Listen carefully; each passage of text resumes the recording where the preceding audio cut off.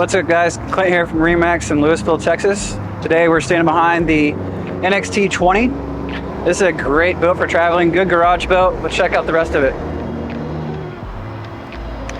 As you see here, we have the nice nostalgic teak deck from MasterCraft. Let's step onto the boat and check out the rest of the interior. Now that we're inside the boat, as you can see the interior colors, we have stealth gray interior along with the kahuna accents throughout the rest of the boat. Dual clip speakers on top of the tower, again with the standard clamping racks on either side. Only MasterCraft is doing that. If we step into the boat more, a lot of storage in this boat for a 20-foot boat. Communicating storage all the way up to the bow.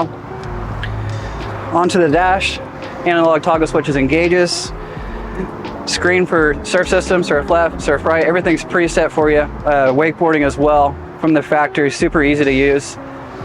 Let's check out the bow.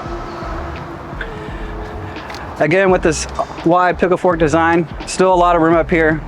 Dual cup holders on either side, along with your clip speakers up in the bow. All dry storage here. Designated anchor storage right here in the middle cushion.